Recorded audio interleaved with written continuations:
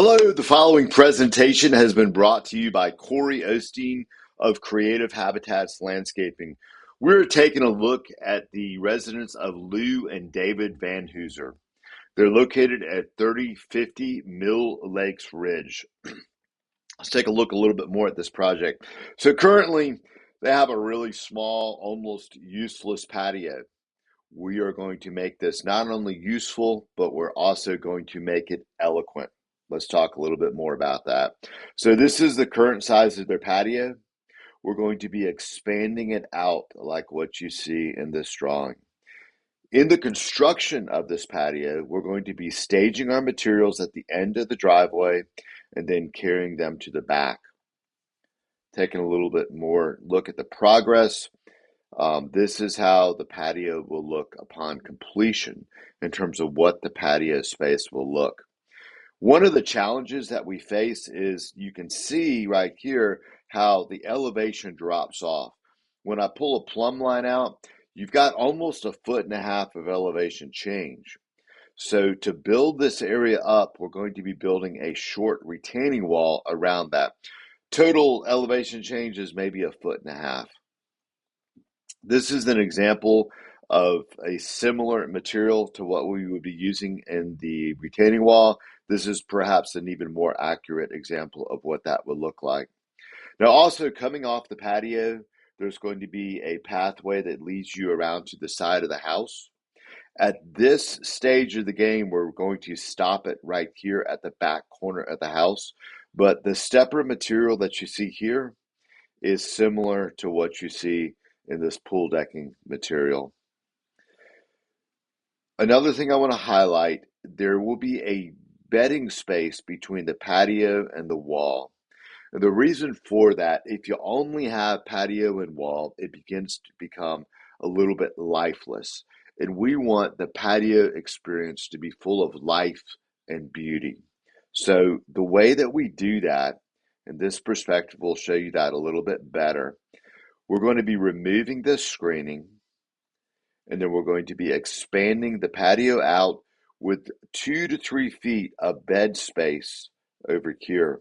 Now, the screening that previously was here, we're going to create a more distant screening with these shrubs right here. More than likely, those are going to be tree-formed ligustrum. Now, on the patio, elements like a pot with annuals, maybe landscape balls, any of those, that's what those guys look like. It just makes for a really interesting landscape feature. And of course, we definitely want to bring flowers and life around there. I talked to you previously about the screening on the property line. This is an example of a tree-formed ligustrum. And this is the same thing as seen from a different perspective on that. The other thing that we're going to be doing is the landscape lighting back here. The beauty of the ligustrum is it gives a great landscape element to light up at night. Let's talk a little bit more about the kind of flowers that we can put around this patio to bring nature, to bring life in. This is catmint nipata. Now, these are just some recommended plants. There's so many other things that we could put in here, but this is a really, really beautiful plant. It attracts hummingbirds and bees. Now, a lot of times people hear bees and patios, and they're afraid they're going to get attacked by bees. After 25 years of doing landscapes for people, what I have found, as an example, there's a particular plant I like a lot, which is Vitex. Vitex is a butterfly bush that wants to be a crepe myrtle, and you can hear it buzzing with bees when it's in bloom. And I'll go up to that tree and I'll shake the tree, demonstrating that the bees are interested in the nectar. They're not interested in stinging me. So we are bringing plants that do attract bees, they attract hummingbirds, they attract butterflies, but I've not had one experience when there is a risk of those bees attacking you. This is Homestead Purple Verbena, similar to Lantana, but it too is a low sprawling plant that attracts hummingbirds and bees. The king of all perennials is Monarda, also known as bee balm. Check it out. So I took this photo at the Experimental Gardens of Creative Habitats.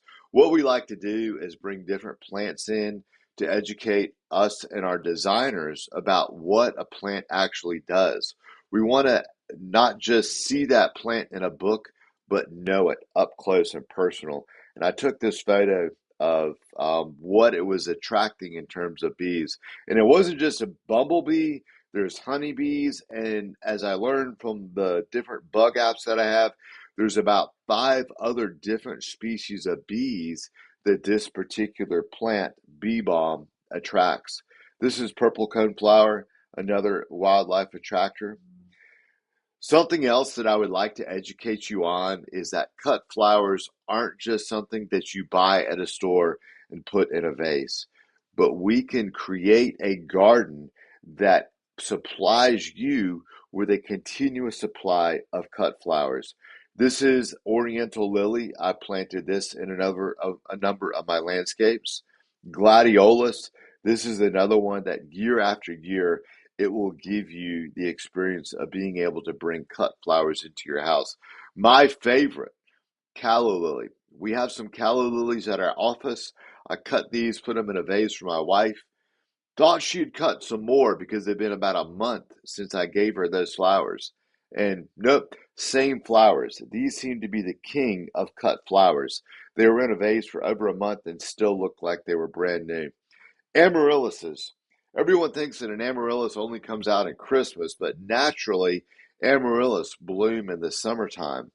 And it is another plant that we can integrate into the landscape that will bring beauty to your landscape, and it can also bring beauty into your house. Ginger lily, another great plant, very, very fragrant plant that you can bring into your house. Dahlias, too. In the future, we've also talked with the Van Hoosers about expanding their grassy area. Currently, this is a pretty steep area, and the only purpose that that grass serves is to keep your maintenance company working. What we hope to do in the future is to build a retaining wall, level off this ground, and give them a grassy area where they can go out and view the absolutely amazing native landscape that is behind their house. I mean, it is amazing. There's a beech tree back there that's probably 3 foot in diameter. After viewing thousands of landscapes in the Auburn Opelika area, I have never seen a beech tree as amazing as what is between them and the road.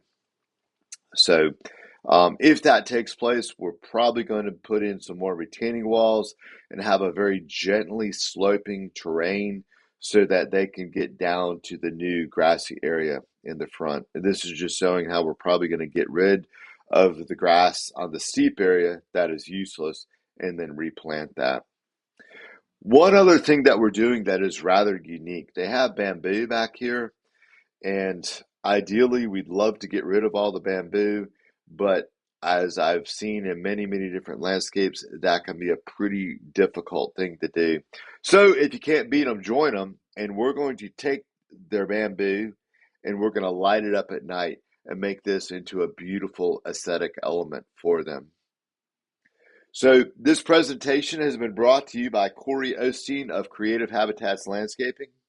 If you have any further questions for me, you can call me directly at 334-319-4223. That's 334-319-4223. Thank you so much, Corey with Creative Habitats Landscaping.